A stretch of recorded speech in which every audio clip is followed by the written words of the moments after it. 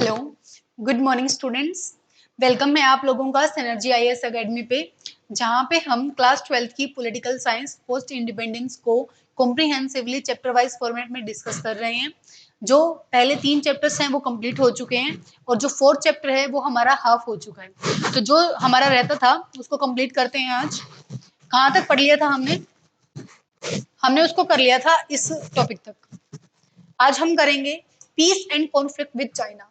जो हमारे चाइना के साथ जो कॉन्फ्लिक्ट्स रहे हैं हम उनको कॉम्प्रिहेंसिवली यहाँ पे डिस्कस करेंगे। तो आप देखिए, free India began its relationship with China on a very friendly note after the Chinese revolution in 1949. India was one of the first countries to recognise the communist government. जब हमारे पास में free China, हमारे पास में communist regime जो establish हुआ है 1949 के अंदर, उसके बाद इंडिया जो है वो पहली कंट्री बनता है, one of the first countries China को रिकॉग्नाइज करने वाला। हमारे इंडिया के साथ चाइना के साथ सॉरी जो हमारे रिलेशंस हैं वो फ्रेंडली नोट पर स्टेब्लिश हुए थे।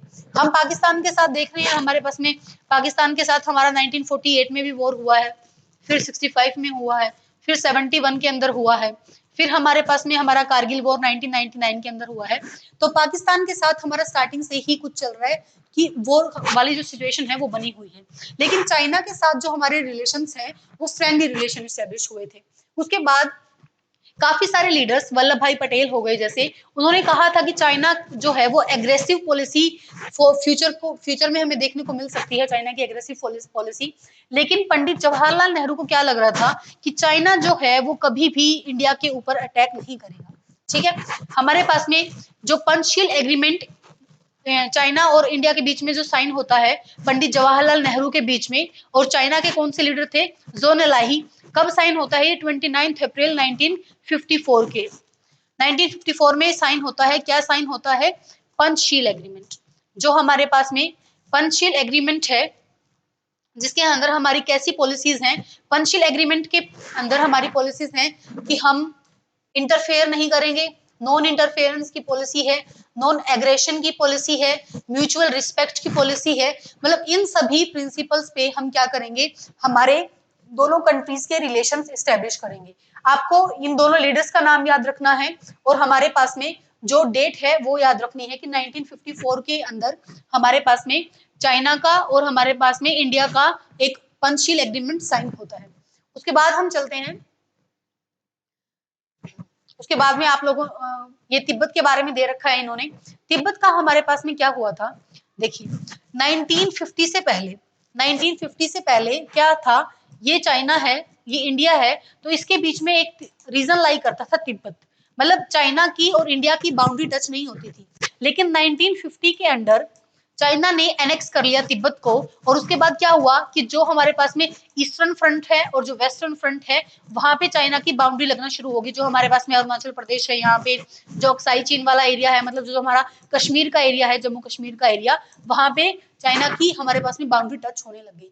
इन्होंने ये क्लैश ही मेंशन कर रखा है यहाँ पे कि 1950 के अंदर हमारे पास में Tibet was annexed by China in 1950 and China took over control of Tibet. उसके बाद में इन्होंने पंचशील एग्रीमेंट यहाँ पे मेंशन कर रखा है जो हमने लास्ट पेज पे पढ़ा था 1954 के अंदर। उसके बाद में क्या हुआ था, द तिब्बतन स्पिरिचुअल लीडर, जो तिब्बत के अंदर स्पिरिचुअल लीडर है उनको हम क्या बोलते हैं, दलाई लामा बोलते हैं। दलाई लामा ने हमारे पास में क्या चाहा कि उनको, जो चाइना के लीडर थे लाई, उनको हमारे पास में ये किया कि भाई हमारे पास में चाइना तिब्बत के अंदर इतना सारा कंटेंशन चल रही हैं, तिब्बत के लोगों का हमारे पास में कल्चर को सुप्रेस किया जा रहा है, वहां के लोगों के पास राइट्स नहीं है, इन सभी चीजों को हमने देखा है।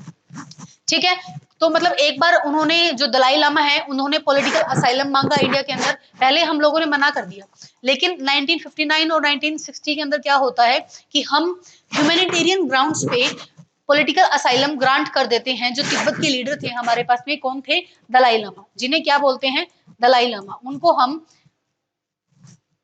असाइलम ग्रांट कर लेते हैं ताकि उनके राइट्स की हम ध्यान रख सके, उनके राइट्स के बारे में हम देख के चल सके। उसके बाद में हमारे पास में ये इन्होंने थोड़ा सा इसी के बारे में मेंशन कर रखा है तिब्बत के बारे में कि तिब्बत एक ऑटोनोमस रीजन था, जो हम 1962 का जब वॉर पढ़ेंगे उसको कॉम्प्रिहेंसिवली वहां पे डिस्कस कर लेंगे।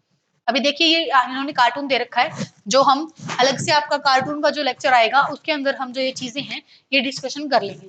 देखिए ये वीके कृष्ण मेनन के बारे में भी हम नेक्स्ट के अंदर पढ़ेंगे। अब देखिए द चाइनीज इन्वेजन 1962, कि चाइना का जो इन्वेजन था वो 1962 का, वो किस टाइप से था। Two development strains this relationship, China annexed Tibet in 1950, China ने तिब्बत को 1950 में एनेक्स कर लिया है, एंड दस remove the historical buffer between the two countries. जैसे हमने डिस्कस कर लिया था, यहाँ चाइना है यहाँ इंडिया है, तो उसके बीच में तिब्बत लाई करता था, लेकिन 1950 में जब चाइना ने तिब्बत को एक्वायर कर लिया तो डायरेक्टली चाइना जो है वो इंडिया की बाउंड्री के साथ टच होने लग गया, पहले टच नहीं होता था। The Tibetan spiritual leader, the Dalai Lama, sought and obtained political asylum in India in 1959. 1959 के अंदर उन्हें हम political asylum grant करते हैं उनके लीडर को। India claimed that the boundary was a matter settled in the colonial time, but China said that the colonial decision did not apply. देखिए उससे पहले हमारे पास में क्या हो रहा है, सबसे पहले तो जब हमने political asylum grant किया दलाई लामा को, तो चाइना के लीडर्स को क्या लगा कि इंडिया जो है वो चाइना के डोमेस्टिक अफेयर में इंटरफेयर कर रहा है। उन्हें लगा कि अगर हमारे ही रीजन के, क्योंकि तिब्बत को तो वो अब अपना खुद का मानने लगे कि उसका अगर कोई लीडर यहाँ पे आके इंडिया के अंदर रहना चाह रहा है और इंडिया उसको परमिशन दे रहा है, जो उनको क्या लगा कि ये ऑफेंसिव लगा, कि इंडिया को पॉलिटिकल असाइलम ग्रांट नहीं करना चाहिए था तिब्बत के लीडर को।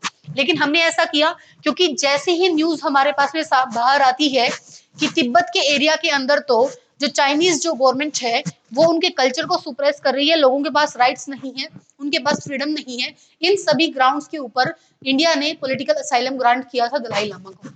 उसके बाद में जो बाउंड्री डिस्प्यूट्स थे, जो अरुणाचल प्रदेश का एरिया है और जो हमारे पास में जम्मू कश्मीर का एरिया है, ब्रिटिशर्स ने अपने लेवल पे ट्रीटी साइन कर रखी थी चाइना के उस टाइम के लीडर्स के साथ कि जो ये अरुणाचल प्रदेश का एरिया है वो हमारा है, इंडिया का है ऑब्वियसली। लेकिन चाइना ने कहा कि ब्रिटिशर्स तो चले गए हैं, तो उन्होंने जो एग्रीमेंट्स बनाए थे वो भी उनके साथ चले गए हैं, हम नहीं मानेंगे कि अरुणाचल प्रदेश आपका है। तो इस पे हमारा डिस्प्यूट क्रिएट हुआ। China said that any colonial decision did not apply, China ने कहा कि कोई भी कॉलोनियल डिसीजन हम नहीं मानेंगे। उसके बाद में China claimed two areas, China ने दो एरियाज को क्लेम किया, कौन कौन से, अक्साई चीन वाले एरिया को, अक्साई चीन कहाँ है, लद्दाख के अंदर है, जम्मू कश्मीर के अंदर जो लद्दाख है उसके अंदर है, और जो अरुणाचल प्रदेश के का जो एरिया है उसको उन्होंने कहा कि भाई अरुणाचल प्रदेश का एरिया और जो अक्साई चीन का एरिया है वो मेरा है, ठीक है। उसके बाद में अरुणाचल प्रदेश को और क्या कहा जाता है, north eastern frontier agency, NEFA भी बोला जाता है अरुणाचल प्रदेश को। Between the 1957 and 1959 the Chinese occupied the Aksai Chin area and built a strategic road there. सिर्फ चाइना ने अक्साई चीन को एक्वायर ही नहीं किया, वहां पे स्ट्रेटेजिकली रोड का भी डेवलपमेंट शुरू कर दिया। ये तो ऑब्वियसली हमारी सोवरेनिटी के खिलाफ है ना, अगर हमारे एरिया के अंदर, हमारे जम्मू कश्मीर के एरिया के अंदर चाइना वाले आएंगे, अक्साई चीन को एक्वायर करेंगे और वहां पे रोड बिल्डअप करना शुरू कर देंगे, तो ये हमारी सोवरेनिटी को चैलेंज कर रहा है, जहां से कंटेंशन शुरू होती है चाइना और इंडिया के बीच में, ये हमें देखने को मिलता है। नेक्स्ट चलते हैं हम आगे। देखिए चाइना लॉन्च्ड, जब हमने चैप्टर को शुरू किया था तब भी मैंने आपको इंटरनेशनल कॉन्टेक्स्ट पढ़ाया था कि उस टाइम पे क्या कंटेंशन चल रही थी। कोल्ड वॉर चल रहा था यूएसए और यूएसएसआर के बीच में, जिसका चाइना ने भरपूर फायदा उठाया, जो 1962 का टाइम है। हम दूसरी बुक में कंटेम्प्रेरी वर्ल्ड पॉलिटिक्स में कोल्ड वॉर के चैप्टर में ये पढ़ेंगे कि उस टाइम पे क्यूबा मिसाइल क्राइसिस चल रहा था, कि क्यूबा हमारे पास में कहाँ कंट्री है, क्यूबा यूएसए है, यहाँ पे आपको यूएसए ध्यान होगा मैप के अंदर, यहाँ पे नीचे है क्यूबा। क्यूबा को यूएसए भी चाहता था कि ये इसका पार्ट बन जाए और यूएसएसआर भी चाहता था, तो उस टाइम पे क्यूबा के अंदर ऐसी सिचुएशंस क्रिएट हो गई थी कि एक टाइप से उनको ये लग रहा था कि भाई थर्ड वर्ल्ड वॉर शुरू हो सकता है। क्या हो सकता है, थर्ड वर्ल्ड वॉर शुरू हो सकता है। पूरे हमारे पास में वर्ल्ड की नजरें किस पे थी कि कब यूएसएसआर अटैक करेगा, कब यूएसए अटैक करेगा। इसी चीज का फायदा उठा के चाइना ने क्या सोचा कि अभी तो मेरे ऊपर कोई ध्यान ही नहीं देगा कि मैं अरुणाचल प्रदेश को एक्वायर कर रहा हूँ, मैं अक्साई चीन को एक्वायर कर रहा हूँ। इसीलिए उन्होंने क्या किया, चाइना ने क्या किया, हमारे अरुणाचल प्रदेश के एरिया को और अक्साई चीन के ऊपर आगे से अपना जो ट्रूप्स है उनकी मूवमेंट शुरू करवा दी। China launched a swift and massive invasion in the October 1962 in both the disputed regions, कि जो दो disputed regions हैं, एक लद्दाख वाला और एक अरुणाचल प्रदेश वाला, दोनों पे ही ट्रूप्स की मूवमेंट शुरू हुई। एंड पहला हमारे पास में जो अटैक है वो 1 वीक तक चला और उसके बाद में दूसरा अटैक हमारे पास में शुरू हुआ एक वीक के बाद, जो सेकंड वेव आई हमारे पास में अटैक की। While the Indian forces could block the Chinese advances on the western front in the Ladakh, in the east the Chinese managed to advance nearly to the entry points of the Assam plain। आपको अगर India का map ध्यान हो तो देखिए, India का map हमारे पास में किस टाइप से है। यहाँ पे अरुणाचल प्रदेश है, यहाँ पे अरुणाचल प्रदेश हो गया, उसके नीचे ही असम वाला एरिया है हमारे पास में, ठीक है। तो यहाँ तक उन्होंने दोनों तरफ से काउंटर अटैक शुरू कर दिया चाइना वालों ने, यहाँ तो लद्दाख के ऊपर और यहाँ पे अरुणाचल प्रदेश के ऊपर। हालत ये हो गई थी कि वो असम के प्लेन्स तक यहाँ पर अंदर घुसा थे, ठीक है। फिर हमने रिटेलिएट किया उसके बाद में। The China war dented India's image at the home and abroad. इसमें देखिए, अगर वो असम तक घुस आए हैं तो इंडिया की इमेज को उसने इंटरनेशनल लेवल पे बहुत हार्म किया है। डेंटेड द इमेज, डेंटेड का मतलब क्या होता है कि एक तरीके से खराब करना। उन्होंने हमारी इमेज को, डोमेस्टिक पॉलिसी को हमारी, हमने तो ये सोचा था कि भाई चाइना कभी हमारे पास में वॉर नहीं करेगा, कभी इन्वेजन की कोशिश नहीं करेगा, लेकिन हुआ उसका जस्ट उल्टा। और चाइना ने हमारे पास में इंडिया की जो इमेज है होम के अंदर, India's image at home and abroad, दोनों को ही हैम्पर किया।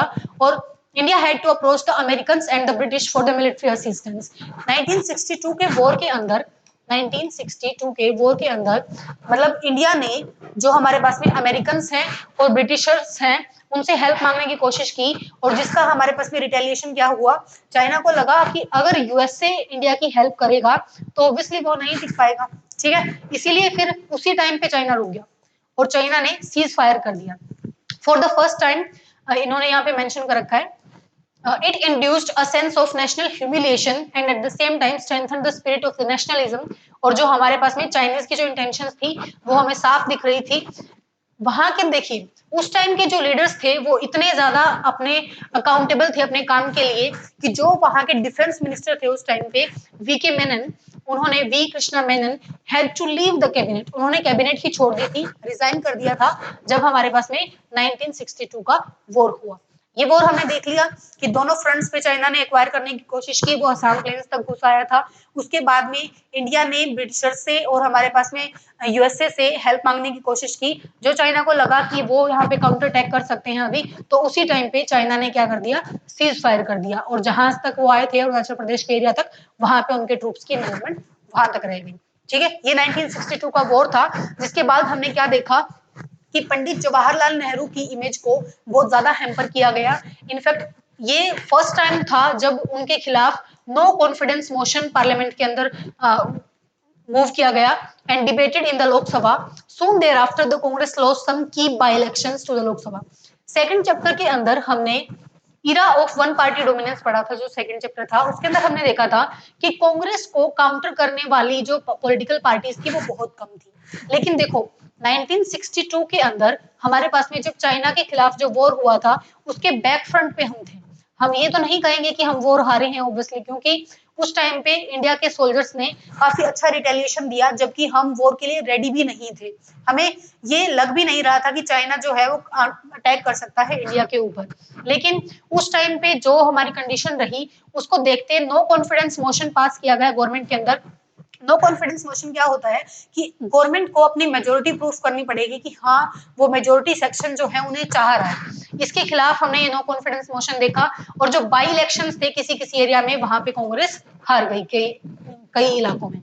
तो ये हमें देखना पड़ा है 1962 के वॉर की वजह से जो हमारी स्थिति रही है उस टाइम पे।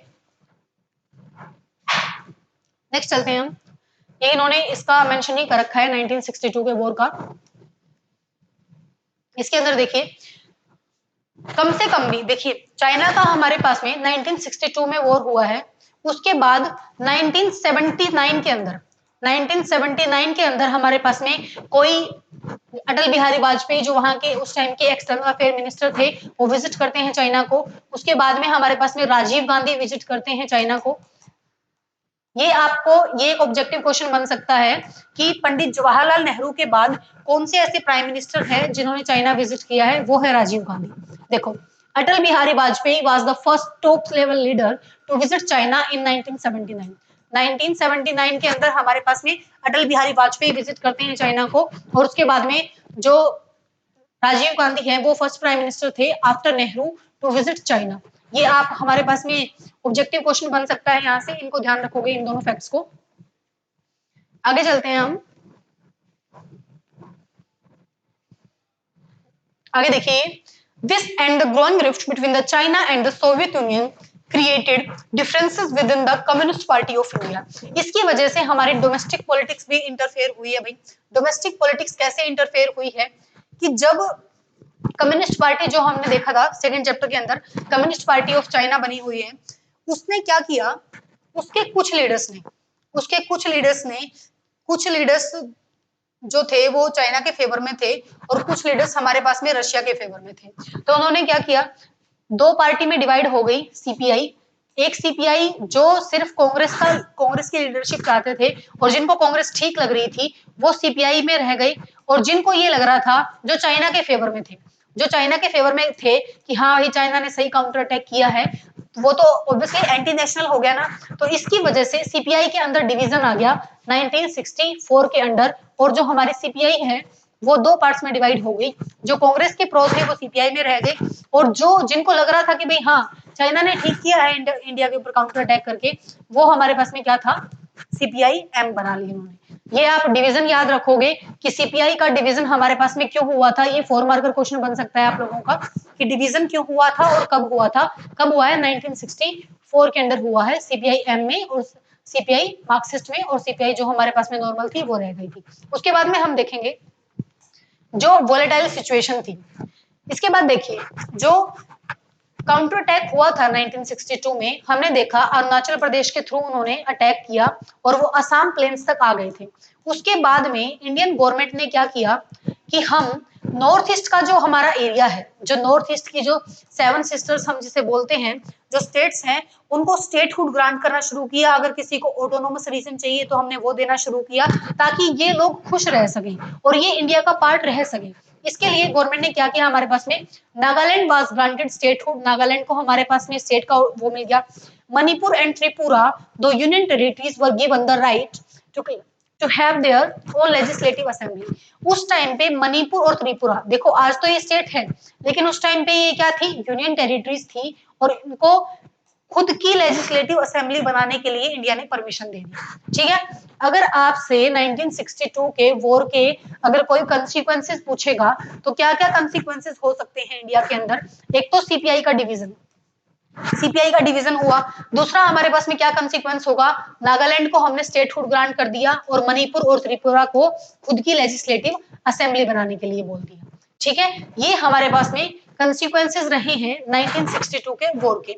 इनको आप अच्छे से देखिए, जो हमारे पास में यहाँ पे चीजें लिखी हुई है ना, उनका ही एनालिटिकल पोर्शन आपसे क्वेश्चन में पूछा जाएगा कि ये चीज यहाँ पे क्यों लिखी हुई है। ये जो डिवीजन हुआ है हमारे पास में, हमने स्टेट बना दिया है, सीपीआई के अंदर जो डिवीजन हो गया है, ये किसके कंसीक्वेंसेस है, किसके आउटकम्स है, जो 1962 का वॉर हमारे पास में चाइना के साथ हुआ है, उससे हमारे ये रिजल्ट्स निकल के आए हैं। तो ये आप थोड़ा ध्यान रखोगे। जो वीके मेनन थे उनको हमारे पास में डिफेंस मिनिस्टर, उन्होंने रिजाइन कर दिया था। ऐसे ऐसे फैक्ट्स याद रखोगे। अटल बिहारी वाजपेयी ने हमारे पास में 1979 के अंदर हमारे पास में उनका चाइना को विजिट किया था। उसके बाद में हमारे पास में राजीव गांधी ने विजिट किया था। जो फर्स्ट प्राइम मिनिस्टर थे नेहरू के बाद जिन्होंने चाइना को विजिट किया था वो राजीव गांधी थे। ठीक है, ये हो गया हमारा। उसके बाद देखिए Wars and peace with Pakistan.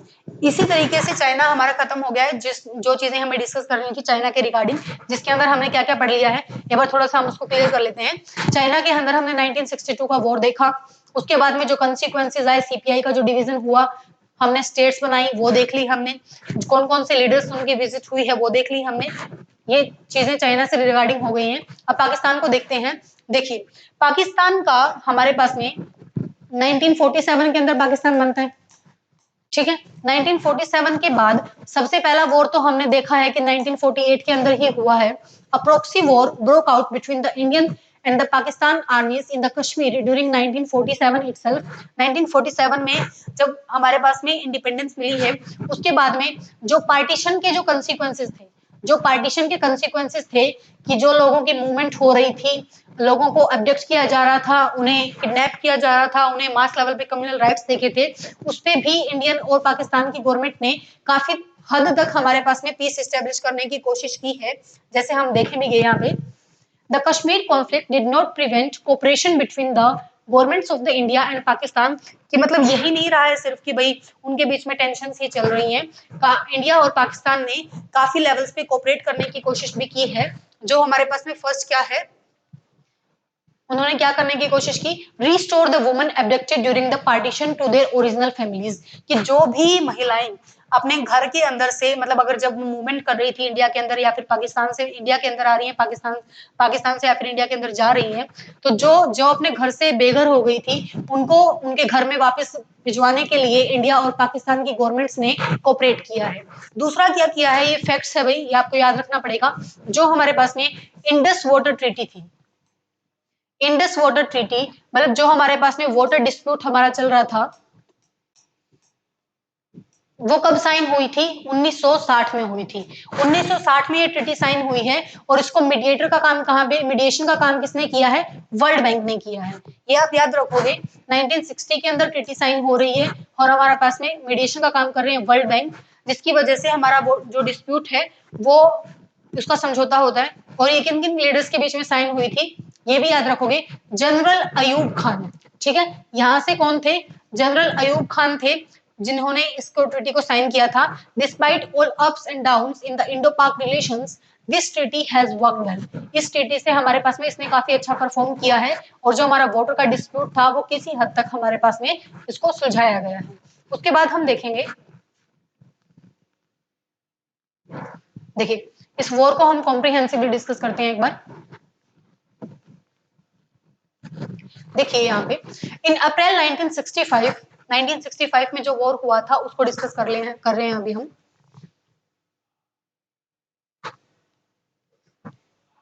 देखिए यहाँ पे 1965 के अंदर पाकिस्तान ने क्या किया, launched armed attacks in the run of Kutch area of Gujarat. उन्होंने जो हमारे पास में यहाँ पे गुजरात का एरिया है हमारे पास में, इसमें रन ऑफ कच्छ के एरिया में अटैक करना शुरू किया यहाँ से। And this was followed by a bigger offensive in the Jammu and Kashmir in अगस्त सितंबर। ठीक है, पहले तो उन्होंने गुजरात के एरिया से अटैक किया, उसके बाद इन्होंने जो हमारा कश्मीर का एरिया है वहां से अटैक करना शुरू किया। उसके रिटेलिएशन में इंडिया ने काउंटर अटैक किया उनके पंजाब वाले बॉर्डर के ऊपर, और कहां तक पहुंच गया इंडिया, लाहौर तक पहुंच गया। देखो यहाँ हमारे पास में कश्मीर है, यहाँ गुजरात है और बीच में यहाँ कहीं पंजाब है। इन दोनों से पाकिस्तान ने अटैक किया, गुजरात वाले एरिया से और कश्मीर वाले एरिया से। रिटेलिएशन में इंडिया ने पंजाब वाले एरिया से उनको धकेलना शुरू किया और वो लाहौर तक पहुंच गए। ठीक है, तब तो उन्हें ये होगा कि भाई अब तो इंडिया की फोर्सेस से हम कैसे ही जीत पाएंगे। उसके बाद हम क्या देखते हैं, उसके बाद में ही हमारे पास में वही होता है, हमारे पास में पहले वॉर होता है, उसके बाद में ट्रीटी साइन की जाती है। और जो 1965 का वॉर था वो हमने देख लिया कि कैसे शुरू हुआ था, गुजरात से शुरू हुआ, कश्मीर पर पहुंचा, काउंटर अटैक हमारे पास में इंडिया ने किया और बहुत अच्छे लेवल का किया, लाहौर तक हम पहुंच गए थे पाकिस्तान के एरिया के अंदर। उसके बाद में कुछ टाइम के बाद टेंशन हमारे पास में सेट होती हैं और उसके बाद में ताशकंद एग्रीमेंट साइन होता है। भाई कौन सा एग्रीमेंट साइन होता है, Tashkent agreement. Tashkent agreement sign होता है लाल बहादुर शास्त्री के बीच में और अयूब खान के बीच में। कब साइन होता है, 1966 के अंदर उज्बेकिस्तान में। उज्बेकिस्तान की कैपिटल है हमारे पास में ताशकंद, वहां पे ये एग्रीमेंट साइन होता है। और उसके बाद में ही हमारे जो लीडर थे लाल बहादुर शास्त्री, उनकी मृत्यु भी हो जाती है, जिसपे भी काफी सारी थ्योरीज हैं। ये हो गया है हमारा, सबसे पहले हमने 1947 के क्लैश को देखा, उसके बाद में हमने 1965 के वॉर को देखा। अब हम देखते हैं 1971 के वॉर को। 1971 के वॉर के अंदर देखो क्या हुआ था, हमने फर्स्ट चैप्टर के अंदर ये डिस्कस कर लिया था कि पाकिस्तान को दो पार्ट्स में डिवाइड किया गया है, ये ईस्ट पाकिस्तान है, ये वेस्ट पाकिस्तान है। तो जो वेस्ट के लोग हैं, जो वेस्ट के पाकिस्तान है वो भी मुस्लिम्स हैं, यहाँ के जो मुस्लिम्स हैं उनका बंगाली कल्चर है। यहाँ के मुस्लिम्स का क्या कल्चर है, बंगाली कल्चर है। और यहाँ के लोग हमारे पास में बंगाली भाषा बोलते हैं और वहां के लोग हमारे पास में उर्दू भाषा बोलते हैं। ठीक है, तो देखिए अभी इंडिया के अंदर क्या होता है कि जितना भी पूरा इंडिया है इसमें से मेजोरिटी सीट्स जिस पॉलिटिकल पार्टी को मिलेंगी वही जीत के आएगी, वही गवर्नमेंट बनाएगी, उसी के लीडर को प्राइम मिनिस्टर बनाया जाएगा। तो होना तो पाकिस्तान के अंदर भी ये चाहिए कि दोनों को मिला के जो भी पॉलिटिकल पार्टीज ज्यादा सीट्स जिसको मिल रही हैं, जिसको ज्यादा सीट्स मिल रही हैं, उसी की तो पॉलिटिकल पार्टी हमारे पास में गवर्नमेंट बना पाए और उसी के लीडर को प्राइम मिनिस्टर बनाया जाए। लेकिन पाकिस्तान के अंदर ऐसा कुछ नहीं हो रहा था। जो वेस्ट पाकिस्तान है वो यहाँ के लोगों को सुप्रेस कर रहा था, उनके बंगाली कल्चर की हमारे पास में रिस्पेक्ट नहीं कर रहा था, उनकी जो भाषा है उसके ऊपर उर्दू की डोमिनेंस दिखा रहा था कि भाई आप लोग भी इसको छोड़ के उर्दू बोलना शुरू कर दीजिए। यहाँ के लीडर्स की हमारे पास में कौन सी पार्टी थी? आवामी लीग। आवामी लीग थी जो क्या चाहते थे ये कि आवामी लीग को खत्म करो, और जो वेस्ट पाकिस्तान के अंदर जो पॉलिटिकल पार्टी है जुल्फिकार अली भुट्टो की, वो क्या चाहते थे कि आप हमारी सारी बात मानिए, लेकिन ये नहीं हुआ। Beginning in the 1970 Pakistan face the biggest internal crisis. 1970 के अंदर पाकिस्तान के अंदर इंटरनल क्राइसिस होता है, और जो हमारे पास में जुल्फिकार अली भुट्टो की जो पार्टी है वो विनर निकल के आती है, और वो क्या कहती है कि भाई जो अवामी लीग के लीडर है, अवामी लीग हमारे पास में कहाँ थी? ईस्ट पाकिस्तान के अंदर थी। ईस्ट पाकिस्तान के अंदर थी जहां के लोग बंगाली बोलते थे, जहां का बंगाली कल्चर था, और वो उर्दू भाषा नहीं बोलते थे। उनके पॉलिटिकल पार्टी थी आवामी लीग, और उनके लीडर का नाम हमारे पास में क्या था? मुजीबुर रहमान। ठीक है, तो जो जुल्फिकार अली भुट्टो हैं, जुल्फिकार अली भुट्टो हमारे पास में वेस्ट पाकिस्तान के हमारे पास में लीडर हैं, जो क्या कह रहे हैं कि यहाँ के लीडर को इन्होंने जेल में डाल दिया है कि भाई आपकी तो जरूरत ही नहीं है, यहाँ के लोग उर्दू ही बोलेंगे, यहाँ के बंगाली कल्चर नहीं चलेगा। वो इसको सुप्रेस करने की कोशिश कर रहे थे। अभी आप देखिए कि अगर कोई भी कंट्री दूसरे अपने किसी एरिया को सुप्रेस करेगी, बांग्लादेश के एरिया को अगर वो सुप्रेस करने की कोशिश करेंगे, तो बांग्लादेश वाले क्या करेंगे? बांग्लादेश हमारे पास में ये है, वो इंडिया के अंदर आना शुरू करेंगे। अभी देखो इंडिया के अंदर इतने लेवल पे रिफ्यूजीज आएंगे तो इंडिया कोई ना कोई तो हमारे पास में एक्शन जरूर लेगा। तो इंडिया ने जो यहाँ के लीडर्स थे मुजीबुर रहमान, उनकी हेल्प भी की, उनको हमारे पास में उनकी मिलिट्री असिस्टेंस भी प्रोवाइड किया इंडिया ने। और फिर उनका जो ईस्ट पाकिस्तान का और वेस्ट पाकिस्तान का जो वॉर हुआ उसमें इंडिया हमारे पास में इंडिया ने हेल्प की कि इनकी जो कंट्री है बांग्लादेश उसको बनाया जाए। उसमें किसने हेल्प की? इंडिया ने हेल्प की। ये हम देखते हैं ना, तो वो ईस्ट पाकिस्तान वाले अवामी लीग की को एक्सेप्ट करना चाहते थे और उनके डिमांड को एक्सेप्ट करना चाहते थे। उसके बाद में 1971 के under the Pakistan army arrested Sheikh Mujibur Rahman and reign of terror on the people of the east Pakistan. उनको उन्होंने मारना शुरू कर दिया, मुजीबुर रहमान को जेल में डाल दिया, और ये कहा कि ईस्ट पाकिस्तान के अंदर कोई भी हम राइट नहीं ध्यान रखेंगे, वहां के लोगों को उर्दू ही बोलनी पड़ेगी, अपने बंगाली कल्चर को भूल जाओ, मुजीबुर रहमान को भूल जाओ। उसको जेल में डाल दिया था इन्होंने, और उनके कल्चर को सुप्रेस करना शुरू कर दिया था। आगे हम क्या देखते हैं? ये तो इन्होंने वो न्यूज़पेपर कटिंग डाल रखा है। उसके बाद में देखिए, उसके बाद में क्या रिटेलिएशन आता है? 1971 में India had to bear the burden of about 80 lakh refugees. 80 lakh लोग इंडिया के अंदर आते हैं और उनको शरण भी दी जाती है और पॉलिटिकल असिस्टेंस भी दिया जाता है, मिलिट्री असिस्टेंस भी प्रोवाइड करता है India. Support for the Pakistan came from the US and the China. देखो उस टाइम पे क्या रहा था, हमने लास्ट लेक्चर के अंदर ये चीज देख ली थी कि जो पाकिस्तान है, पाकिस्तान किसका पार्ट बनता है हमारे पास में? यूएसए का। और उसकी इसी तरीके से अगर मान लो कि पाकिस्तान लड़ रहा है तो ऐसा तो हो ही नहीं सकता कि यूएसए उसकी हेल्प ना करे। तो the US China rapprochement that began in the late 1960s resulted in a realignment of forces in Asia. तो देखो यहाँ पे एक साइड पाकिस्तान है, ईस्ट पाकिस्तान है, और इस साइड क्या है? वेस्ट पाकिस्तान है। वेस्ट पाकिस्तान के लीडर हमारे पास में क्या है? ईस्ट पाकिस्तान के लीडर का हमारे पास में मुजीबुर रहमान है, उसका साथ दे रहा है इंडिया। तो वेस्ट पाकिस्तान जिसको आज के टाइम पे हम पाकिस्तान भी बोलते हैं, जो चाइना है वो भी इसका साथ दे रहा है, जो यूएसए है, यूएसए के जो हमारे पास में लीडर है रिचर्ड निक्सन, वो विजिट भी करते हैं पाकिस्तान को सीक्रेटली, तो ये दोनों इसकी हेल्प करना शुरू करते हैं। तो हमने अभी देखा था लास्ट चैप्टर के अंदर कि इंडिया जो है वो दोनों ब्लॉक्स में से किसी का पार्ट नहीं बनना चाहता। इंडिया ने अपनी इंडिपेंडेंट फॉरेन पॉलिसी नेम को अडॉप्ट किया था। लेकिन आप यहाँ पे एक बार सिचुएशन देखिए कि जो यूएसए और चाइना जैसी कंट्रीज हैं वो पाकिस्तान के फेवर में हैं, और हमारे साथ हम जो बांग्लादेश बनाने की कोशिश कर रहे हैं, तो हमने क्या किया? हमने बांग्लादेश जो यूएसएसआर था उसके साथ फ्रेंडशिप ट्रीटी साइन की, यूएसएसआर के साथ फ्रेंडशिप ट्रीटी साइन की ताकि वो हमारी थोड़ी हेल्प कर सके, ताकि हम पाकिस्तान को हरा सके। और जो treaty of peace and friendship sign होती है सोवियत यूनियन के साथ हमारी 1971 में। ठीक है, वॉर शुरू होने से पहले इंदिरा गांधी ने इतना स्ट्रेटेजिकली इस वॉर को डिजाइन किया था। भाई किस तरीके से मैं बोल रही हूँ कि भी स्ट्रेटेजिकली डिजाइन किया था, क्योंकि इंदिरा गांधी ने, ऐसा नहीं है कि उन्होंने सर्दियों का वेट किया, ठीक है, दिसंबर में वॉर शुरू होता है, वो दिसंबर से पहले एक ट्रीटी साइन कर लेती है यूएसएसआर के साथ, और उसके बाद में दिसंबर के अंदर वॉर आउटब्रेक होता है, जिससे क्या हो रहा है, दिसंबर के अंदर हमारे पास में सर्दी हो गई, और जो ये हिमालयन वाला एरिया है ना, यहाँ से चाइना जो है वो ट्रूप्स इजिली नहीं भेज पाएगा, ठीक है, इसीलिए उन्होंने स्ट्रेटेजिकली टाइम का डिसाइड किया कि भाई हम किस टाइम पे वॉर जो है वो शुरू करेंगे। अभी देखिए, war between India and Pakistan broke out in December 1971। 1971 में वॉर होता है और 10 दिन के अंदर इंडिया की आर्मी जो है वो उनको हरा देती है पाकिस्तान वालों को। अब देखो, Bangladesh is a free country, Bangladesh का जन्म होता है, India declared a unilateral cease fire, और शिमला एग्रीमेंट साइन होता है भाई इंदिरा गांधी के बीच में और जुल्फिकर अली भुट्टो के बीच में 1972 के अंदर। ये डेट्स आप याद रखोगे कि कब कौन सा एग्रीमेंट साइन हो रहा है। 1972 के अंदर हमारा शिमला एग्रीमेंट साइन हुआ है। कब हुआ है?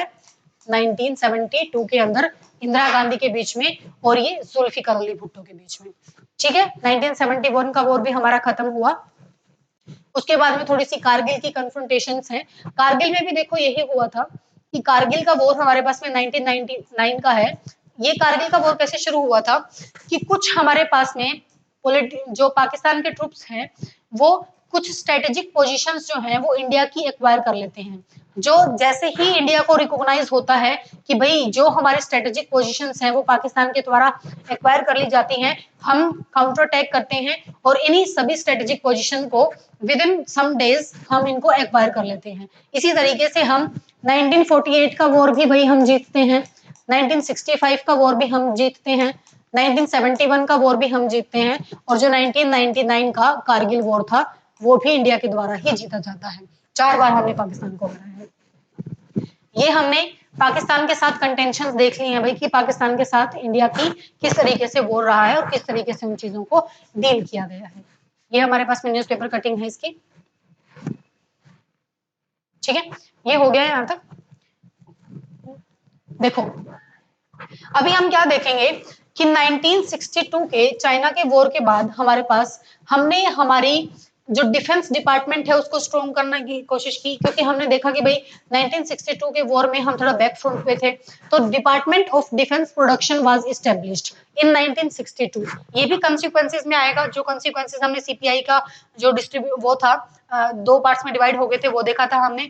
उसके बाद में हमने क्या देखा था कि नागालैंड को बनाया है हमने, मणिपुर और त्रिपुरा को हमने अलग से लेजिस्लेटिव असेंबली बनाने की पावर दे दी है, और इसी तरीके से जो डिपार्टमेंट ऑफ डिफेंस प्रोडक्शन है वो भी हम 1962 के अंदर बनाते हैं, and the department of defence suppliers in November 1965। ये भी उसके आउटकम्स ही हैं। उसके बाद में देखो, जो थर्ड चैप्टर था उसके अंदर हमने फर्स्ट 5 ईयर प्लान डिस्कस किया था, सेकंड 5 ईयर प्लान डिस्कस किया था। उसके बाद मैंने आपको कहा था थर्ड 5 ईयर प्लान बनाने के बाद हमारे पास में फोर्थ 5 ईयर प्लान टाइम पे नहीं बन पाया था, वो 1969 के अंदर शुरू हुआ था। देखो 1951 के अंदर फर्स्ट प्लान बनता है, 56 के अंदर दूसरा बनता है, 19 हमारे पास में 62 के अंदर थर्ड 5 ईयर प्लान बनता है जो हमारे पास में। उसके बाद में 3 एनुअल प्लान्स बनाए जाते हैं, क्योंकि हमारा 62 में भी चाइना के साथ वॉर हुआ है, 1965 में पाकिस्तान के साथ वॉर हुआ है, जिसमें हमारे काफी सारे रिसोर्सेज वेस्ट हुए हैं। इसकी वजह से हमारा फोर्थ 5 ईयर प्लान 1969 के अंदर शुरू हो पाता है। ये डेट्स आप थोड़ा सा याद रखोगे कि कौन सा 5 ईयर प्लान कब बन रहा है। उसके बाद हम देखते हैं जो हमारा लास्ट टॉपिक है आज का, इंडियाज न्यूक्लियर पॉलिसी। देखो इसको अच्छे से पढ़ेंगे, इंडियाज न्यूक्लियर पॉलिसी।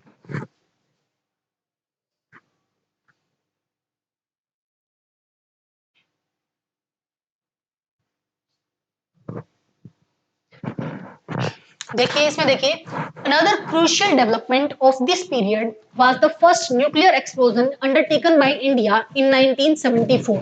1974 के अंदर हम हमारा फर्स्ट न्यूक्लियर टेस्ट करते हैं भाई। उसके बाद में Nehru had always put his faith in science and technology for rapidly building a modern India. जो हमारे फर्स्ट प्राइम मिनिस्टर थे पंडित जवाहरलाल नेहरू, उनका मोटो स्टार्टिंग से यही रहा है कि हम साइंस एंड टेक्नोलॉजी में इन्वेस्टमेंट्स करें और इसी तरीके से कंट्री को डेवलप करें। उन्होंने A significant component of his industrialization plans was the nuclear program. Nuclear program उन्होंने शुरू किया किसकी लीडरशिप के अंडर? होमी जे बाबा की लीडरशिप के अंडर। ये लीडर का नाम आप याद रखोगे, जो साइंटिस्ट थे, Nehru was against nuclear weapon, so he प्लेडेड with the superpowers for the comprehensive nuclear disarmament. However, the nuclear arsenal kept rising. उन्होंने, जो हमारे पास में पंडित जवाहरलाल नेहरू थे, उनकी क्या अप्रोच थी कि हम न्यूक्लियर डिसआर्मामेंट करेंगे। न्यूक्लियर डिसआर्मामेंट का मतलब है कि जो भी हमारे पास में न्यूक्लियर वेपन्स हैं, हम उनको क्या कोशिश करेंगे कि एक कंट्री जो है उनको डिसआर्म करना शुरू कर दे, उन वेपन्स को खत्म करना शुरू कर दे, और इस तरीके से हम पीसफुली कोएग्जिस्टेंस की पॉलिसीज को अपनाएं। लेकिन जो हमारे पास में सुपर पावर्स हैं, जो यूएसए है और जो यूएसएसआर है, वो तो ऑब्वियसली ये काम नहीं कर रहे थे, तो इंडिया को लगा कि ये तो ऐसे नहीं हो पाएगा, और हमने फिर स्ट्रेटेजिकली हमारे न्यूक्लियर वेपन को डिजाइन करना शुरू किया। उसी बीच हमने जो न्यूक्लियर नॉन प्रोलिफरेशन ट्रीटी है, एनपीटी, उसको हम देखेंगे कि एनपीटी क्या है। एनपीटी को साइन करने के लिए क्यों मना कर दिया था इंडिया ने? क्योंकि देखो, एनपीटी के अंदर है कि एनपीटी वो कंट्री साइन करेगी कि जो भी, जिन कंट्रीज के पास उस टाइम तक न्यूक्लियर वेपन्स थे, किन किन के पास न्यूक्लियर वेपन्स थे? यूएसए के पास थे, यूएसएसआर के पास थे, फ्रांस के पास थे, ब्रिटेन के पास थे। इन कंट्रीज ने हमारे पास में क्या चाहा भाई? इन्होंने क्या चाहा कि जो न्यूक्लियर वेपन्स हमारे पास हैं, हम तो डिसआर्मामेंट नहीं करेंगे, मतलब हम तो उनको खत्म नहीं करेंगे, लेकिन जो दूसरी कंट्रीज रह गई है, जिन कंट्रीज के पास न्यूक्लियर वेपन नहीं है, वो ट्रीटी साइन करो और आप कसम खाओ कि आप न्यूक्लियर वेपन्स नहीं बनाओगे। बिल्कुल सुनने में कितना अजीब लग रहा है ना। इन कंट्रीज के पास, खुद के पास तो न्यूक्लियर वेपन है, लेकिन ये दूसरी कंट्रीज से ये चाहते हैं कि आप nuclear non proliferation treaty sign करो, एनपीटी को साइन करो, और आप ये प्लेज करो कि आप न्यूक्लियर वेपन्स डेवलप नहीं करोगे, लेकिन हम जो है हमारे न्यूक्लियर वेपन्स रखेंगे। इन्हीं रीजंस की वजह से, सुनने में कितना अजीब लग रहा है ना एनपीटी को, इसी रीजंस की वजह से इंडिया ने एनपीटी को साइन करने के लिए मना कर दिया भाई कि हम तो हमारे न्यूक्लियर वेपन्स बनाएंगे। 1968 के अंदर जो थी, India always considered the NPT as a discriminatory and had refused to sign it. India ने इसको एज अ डिस्क्रिमिनेशन की तरह देखा कि आप किस तरीके से, सिर्फ जो ये कंट्रीज हैं चाह रही हैं कि हम न्यूक्लियर वेपन रखें और बाकी की कंट्रीज के पास न्यूक्लियर वेपन ना हो, तो ये एक टाइप से डिस्क्रिमिनेशन हो गया ना, इसीलिए इंडिया ने साइन करने के लिए मना कर दिया। उसके बाद में हम देखते हैं, हमने जो और भी न्यूक्लियर टेस्ट कंडक्ट करवाते हैं हम 1998 के अंडर। अब देखो, ये हमने देख लिया है कि जो हमारे पास में इंडिया की न्यूक्लियर पॉलिसी थी वो किस तरीके से डिजाइन कर रखी थी। हमने क्या चाहा, सबसे पहले हमने सोचा कि हम पीसफुली कोएग्जिस्ट करते हैं और हम न्यूक्लियर डिसआर्मामेंट करते हैं, लेकिन जैसे ही जो राइजिंग पावर्स थी यूएसए और यूएसएसआर, जिस हिसाब से वो अपने न्यूक्लियर वेपन्स का मास प्रोडक्शन कर रहे थे, हमने एनपीटी को साइन करने के लिए भी मना कर दिया, और हमने कहा कि हम अगर न्यूक्लियर वेपन डेवलप कर रहे हैं तो वो हमारे सिविल यूज के लिए कर रहे हैं, कि हम उससे इलेक्ट्रिसिटी बना सकें, इलेक्ट्रिसिटी बना सकें। हम न्यूक्लियर वेपन के लिए ये टेक्नोलॉजी नहीं लेके आ रहे हैं।